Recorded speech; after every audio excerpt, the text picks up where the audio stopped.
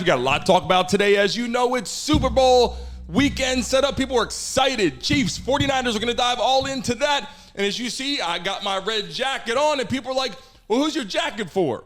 Chiefs or 49ers? Well, that's a big question right now. So let's dive into the main topic, the main conversation, the Chiefs, the 49ers. What are people talking about? What are people betting on? As you can see, we got the hit list right there. A lot to dive into. Wait until you hear some of the craziness I got to tell you right now.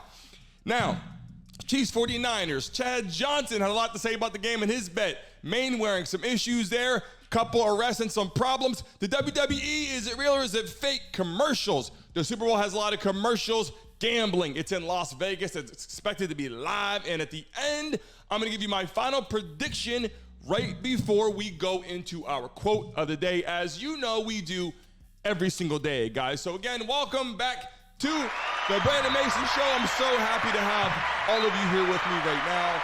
And people that are just joining, I appreciate you that are signing up for the Mason Mob. I know they're going to add it to the live there, the chat. So you can go to the YouTube channel and hit join, but right now it's not there. So I'm sending it to people that ask. It goes right to you, and you can add, and you can see people in here that have the verification symbol right next to their name in the live chat as you see it. So let's dive into the Chiefs and the 49ers. Okay, what do we got going on? Well, the final predictions are going to have to be today. It's Friday, as you know, February 9th, and Patrick Mahomes has a big game lined up as he brings his team to play against the San Francisco 49ers and Brock Purdy. What does this look like? What does the matchup look like? I got a couple things I wrote down so I can hit these specifically, okay? Who has the most pressure? What quarterback going into this game has the most pressure? Here's what I can tell you. Patrick Mahomes, obviously been there before, more comfortable with the situation. The pressure is on him. Why? Because everybody's talking about Brock Purdy, how great Brock Purdy is, what he's done this season, how he brought the 49ers from being a team that lost 3 in a row this season, obviously went through some shambles, battled back, and now they're in the Super Bowl. Brock Purdy is Mr. Irrelevant from a couple years ago. This is only his second season. So people like Patrick Mahomes are like, listen, I got to win. I can't let Brock Purdy beat me in my own game. We're going to talk about right now some of the main questions and some of the main points here. And I got to tell you, the running game is going to be the most important in this matchup. Christian McCaffrey and Pacheco. Watching these two, whoever can break plays, whoever can break tackles, whoever can make impact runs is going to change this game. I got a lot to talk about. Obviously, the tight ends we're going to compare in a minute. But Christian McCaffrey, considered, quote unquote, probably the best running back in National Football League, one of the best to ever play the game, obviously playing for the 49ers. So people are like, they got the edge. They have a lot going on. Can Christian McCaffrey break those tackles? Can he bust for those runs down the center of the field? Those lanes he's been doing all season.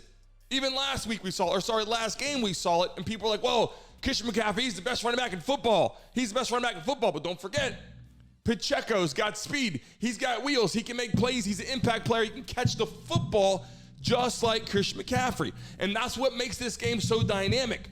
You have 2 running backs in the backfield. They're not just power backs or guys that can only run in between the tackles. These are running backs that can catch swing passes, out routes. They can run routes like regular receivers in the slot.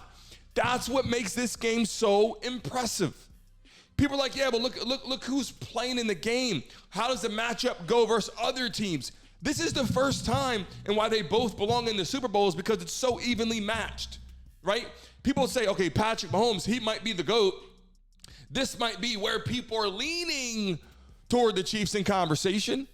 But like I said, you just show the running backs, you see this is pretty even matchup. 2 great running backs in the backfield. And then you go into the tight ends. George Kittle, Travis Kelce, another perfect matchup. People are like, well, who else do they got? Well, they got 2 tight ends right now. You're going to be watching George Kittle, excellent blocker, a great receiver. Right? So here's what I would say. George Kittle, does he have the edge in blocking? Maybe. Maybe a little more physical in blocking, maybe. But then who has the edge in receiving? Yeah, George Kittle can receive the ball, and he's a great receiver out, in space. But then you look at Kelce. What does Travis Kelce bring to the game? And people are like, well, okay, he's a better blocker than Kittle, but who's a better receiver? Travis Kelce. So you go look at the comparison. Now you have 2 running backs, and now you have 2 tight ends that are so evenly matched. This game is evenly matched right now. And so the main conversation right now is going to be, how are the quarterbacks going to play in this matchup? Obviously, you got the defense we'll talk about in a second. The 49ers, Nick Bosa. And then they had a couple conversations with Chase Young. Is he going to play? Are they going to bench him? He's not playing up to the standard for the defense, the other opposite side. But here's the thing. These 2 quarterbacks are playing for a lot, okay? Who's a game manager and who's a game changer? That's what everybody kept talking about. All week long and all last couple weeks. And it's been like, well, Patrick Mahomes is a game changer and Brock Purdy is a game manager. But here's the thing. What is the difference? What is the ultimate difference from a game changer to a game manager? Because both are great. Both do great things. Brock Purdy being considered a game manager, if you want to say that, is someone who's getting it to his receivers, getting it to the running back, doing play action, hitting the play, not doing too much outside the box to make plays. But last week, his last week in the championship game, right? NFC championship game, you saw what he did, running for first downs. What do game changers do? They make plays with their arms. They make plays with their legs. They do plays. They make plays that people go, wow. Brock Purdy's starting to do that. He is starting to do that. Do I think he is the game changer?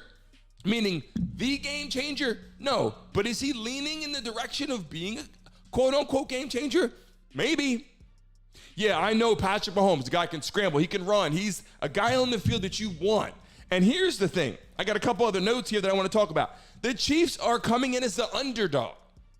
So, yeah, you have pressure, right? Patrick Mahomes has pressure, but he's like, look, we're the underdog. And we're talking only 1.5 points, right? It's 1.5 points. But the point is, the Chiefs are coming as the underdog to play in the Super Bowl, which got to feel better. It's got to feel good for Patrick Mahomes, Travis Kelce, Pacheco, Andy Reid, the whole lineup. They got to feel excited about being the underdog coming in trying to win the game. And I got another thing for you I got on here. Coaching and distractions. Okay, let's check this out. All season long, Taylor Swift. If you're in the chat right now, again, good morning to you. Put in there, I have the poll, Chiefs, 49ers, pick your team for the Super Bowl matchup. Here's the thing, okay? I got on the paper here, got a bunch of things I want to talk about so I don't forget. The distractions. Now, is Taylor Swift a distraction? I'm not too sure. At the beginning of the time, I said, she is going to be a distraction a little bit because they keep showing her on tape, and it's great for the Chiefs. I've said this. It's great for the organization. It's great for the NFL. Why? Because she's selling tickets. If you win or lose a game, that's one thing. But listen, if you're sold out at Arrowhead Stadium all season because Taylor Swift, it's not a bad thing, right? It's not a bad thing. Has Travis Kelce been a little bit off during the season? Maybe. But to the playoffs, he turned it on. Turned it on, electrifying. One of the best tight ends we've seen in the history of football. And he's done great in the playoffs. Obviously, into the AFC Championship game, played great against the Ravens. And now, playing against the 49ers. But the quote-unquote other distraction is Patrick Mahomes Sr., the father, being arrested for another DWI, and it's on his mind, I'm sure it's on a lot of people's minds, of the jail time or prison time he can get because it's multiple occasions. He's already done 40 days in jail or whatever you want to call it because of the incident before, but now he is facing that. I think immediately when it happened, Patrick Mahomes is on his mind day after day after day, and now it's getting closer to the Super Bowl. Is he thinking about that? Here's the thing. Patrick Mahomes might be thinking about some things at practice, before practice. When he puts that helmet on, that mouthpiece in, and that whistle blows, Patrick Mahomes is focused on football. I can promise you that. Hey guys, thanks for watching and tuning into the Brandon Mason Show. Please remember to like and subscribe. Until next time.